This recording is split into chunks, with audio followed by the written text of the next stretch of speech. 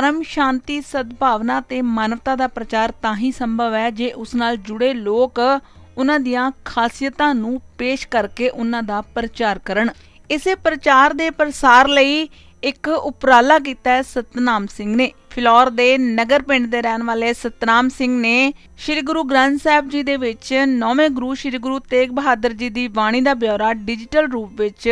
पेश किया है।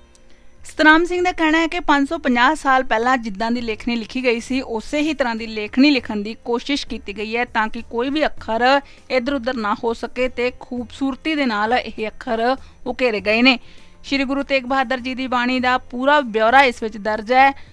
उन्होंने सिख संगत नूं अपील की है कि वो इस मूल पाठ दे नाल वध तो वध जुड़न।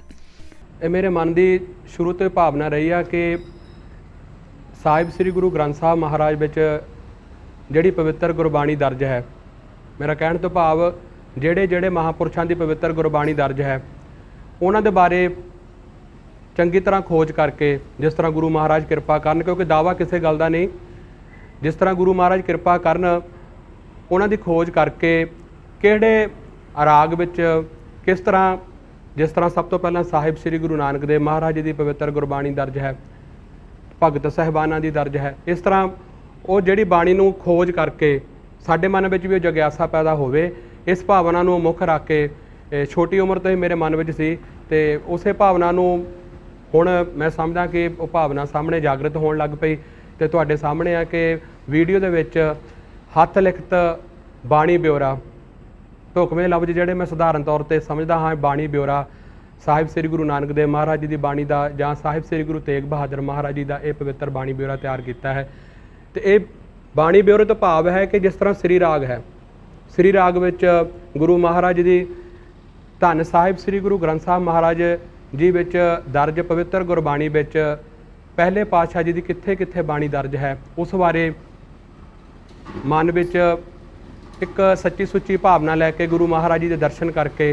ये खोज करने का यतन करना कि वो बाणी कित्थे कित्थे दर्ज है। तो ये मेरे मन च भावना उदों ज़्यादा हुई जदों 550 साल सिख पंथ ने, सिर्फ सिख पंथ ने ही पूरी दुनिया ने बहुत ही शरधा भावना के नाल मनाया। तो ये भावना मेरी हुण बाद विच तुहाडे सामने है कि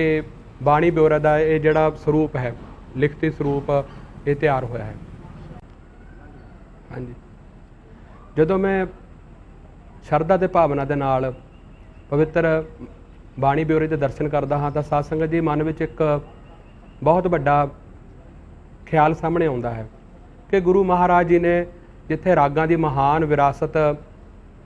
मनुखता के भले लई बख्शिश की है, उत्थे ਸਾਹਿਤਕ पक्ष तो इन्नी अमीर विरासत है कि साडी सोच तो भी परे है। तो एक होर मेरे मन में उदों ख्याल आउंदा है जदों पुराणियां पुरातन लिखतां नूं जदों उन्हां दे दर्शन किए, अखरां की बनावट देख के भी बड़ा मैं हैरान हो गया कि मेरे मन में भावना आई कि इहो जी बनावट, इहो जी लिखण की विधि का प्रचार होना चाहिए है,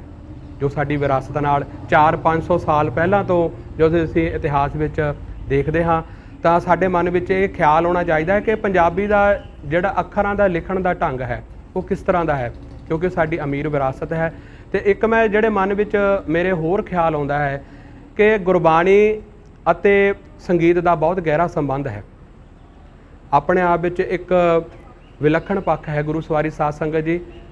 गुरबाणी अते संगीत। जिस तरह मैं सुधारण तौर पर बेनती करा, धन साहिब श्री गुरु अर्जन देव महाराज जी ने जदों पवित्र गुरबाणी नूं श्री आदि ग्रंथ के रूप विच जदों दर्ज किया तो बाद विच धन साहिब श्री गुरु ग्रंथ साहब महाराज जी के पवित्र स्वरूप विच सिख पंथ विच मौजूदा जुगो जुग अटल सतगुरु महाराज जी के पावन स्वरूप विच विराजमान हैं। जे श्री राग विच बाणी गुरु महाराज जी ने रचित की है, उस बाणी नूं साहिब श्री गुरु अर्जन देव महाराज जी ने दर्ज किया है, उन्हां महापुरुषों की बाणी नूं उस राग का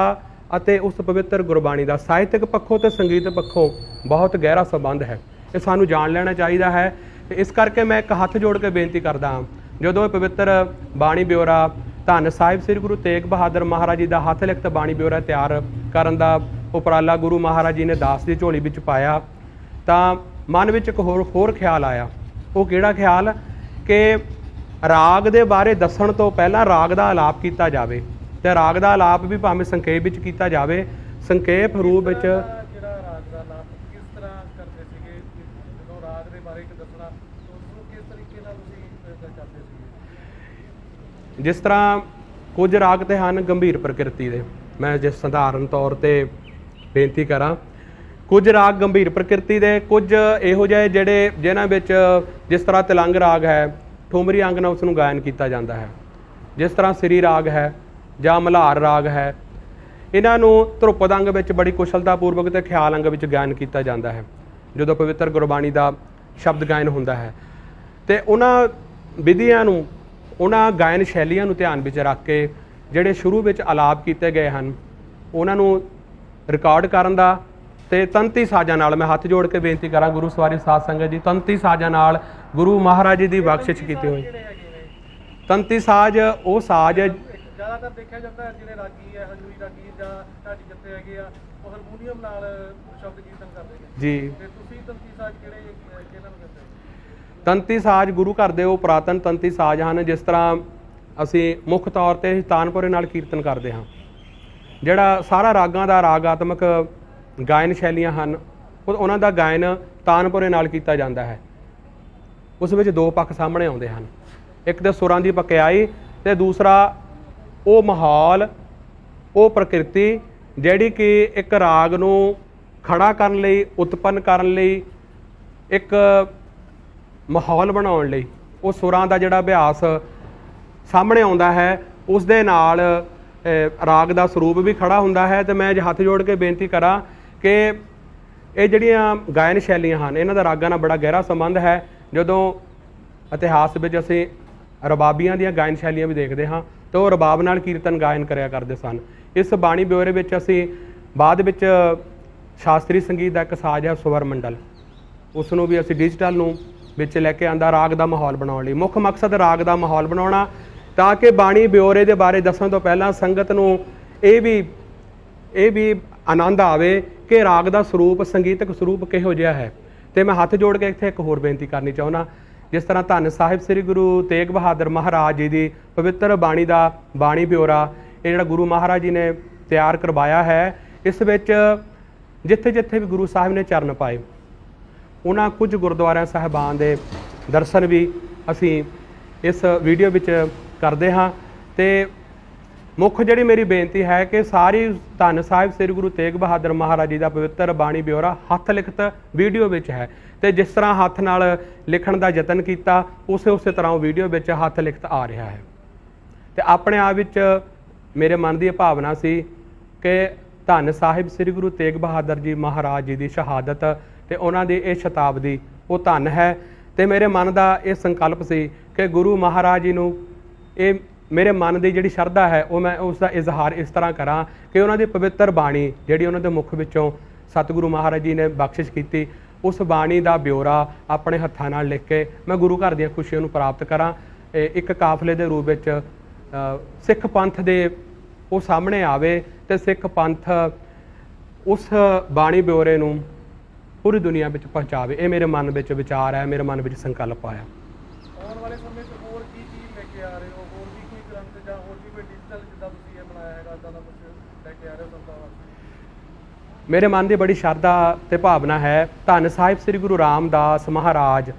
ਉਹਨਾਂ ਦੀ ਪਵਿੱਤਰ ਬਾਣੀ ਦਾ ਬਿਓਰਾ ਜੋ ਅਸੀਂ ਗੁਰੂ ਮਹਾਰਾਜ ਜੀ ਦੀ ਕਿਰਪਾ ਦੇ ਨਾਲ, ਉਹਨਾਂ ਦੀਆਂ ਬਖਸ਼ਿਸ਼ਾਂ, ਉਹਨਾਂ ਦੀਆਂ ਰਹਿਮਤਾਂ ਦੇ ਕਿਰਪਾ ਸਦਕਾ ਅਸੀਂ ਰਿਕਾਰਡ ਕਰ ਲਿਆ ਹੈ। ਤੇ ਗੁਰੂ ਮਹਾਰਾਜ ਜੀ ਦੀ ਕਿਰਪਾ ਦੇ ਨਾਲ ਸ਼੍ਰੋਮਣੀ ਭਗਤ ਸ੍ਰੀ ਨਾਮਦੇਵ ਜੀ ਦੀ ਪਵਿੱਤਰ ਬਾਣੀ ਦਾ ਬਿਓਰਾ ਵੀ ਰਿਕਾਰਡ ਕੀਤਾ ਹੈ। ਤੇ ਮੇਰੇ ਮਨ ਦੀ ਭਾਵਨਾ ਹੈ ਇਸ ਤੋਂ ਬਾਅਦ ਗੁਰੂ ਮਹਾਰਾਜ ਰਹਿਮਤਾਂ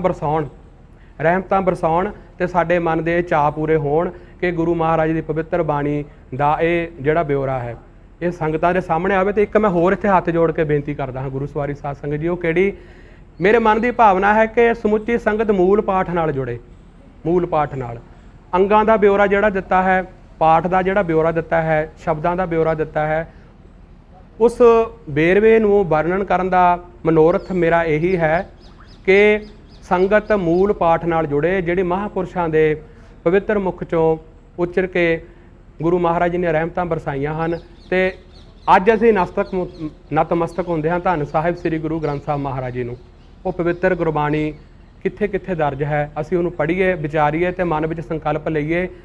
ਜਿਹੋ ਜਿਹਾ ਮਾਹੌਲ ਅੱਜ ਦੁਨੀਆ ਦਾ ਹੈ, ਮੇਰਾ ਵਿਸ਼ਵਾਸ ਹੈ ਧੰਨ ਸਾਹਿਬ ਸ੍ਰੀ ਗੁਰੂ ਗ੍ਰੰਥ ਸਾਹਿਬ ਮਹਾਰਾਜ ਇਹੋ ਜਿਹੀ ਸੋਚ ਦਿੰਦੇ ਹਨ ਜਿੱਥੇ ਨਾ ਕੋਈ ਅਖੌਤੀ ਜਾਤ ਪਾਤ, ਨਾ ਕੋਈ ਵਿਤਕਰਾ, ਨਾ ਕਿਸੇ ਤਰ੍ਹਾਂ ਦਾ ਭੇਦਭਾਵ। ਉੱਥੇ ਇੱਕੋ ਹੀ ਗੱਲ ਹੈ, ਚੰਗੇ ਕਰਮ, ਚੰਗੇ ਕਰਮਾਂ ਦੇ ਨਾਲ ਨਾਲ ਉੱਚੀ ਸੋਚ। ਗੁਰੂ ਮਹਾਰਾਜ ਜੀ ਨੇ ਉੱਚੀ ਸੋਚ ਤੇ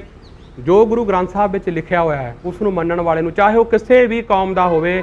ਉਸ ਦਾ ਗੁਰੂ ਘਰ ਵਿੱਚ ਪੂਰਾ ਸਤਿਕਾਰ ਹੈ। ਇਹ ਮੇਰੇ ਮਨ ਦੀ ਭਾਵਨਾ ਹੈ। ਇਸ ਕਰਕੇ ਧੰਨ ਸਾਹਿਬ ਸ੍ਰੀ ਗੁਰੂ ਗ੍ਰੰਥ ਸਾਹਿਬ ਮਹਾਰਾਜ ਜੀ ਦੀ ਪਵਿੱਤਰ ਬਾਣੀ ਨੂੰ ਸਾਨੂੰ ਜ਼ਰੂਰ ਪੜ੍ਹਨਾ ਚਾਹੀਦਾ ਹੈ ਤੇ ਮਨ ਦੇ ਵਿੱਚ ਚੰਗੇ ਸੰਕਲਪ ਲੈਣੇ ਚਾਹੀਦੇ ਹਨ।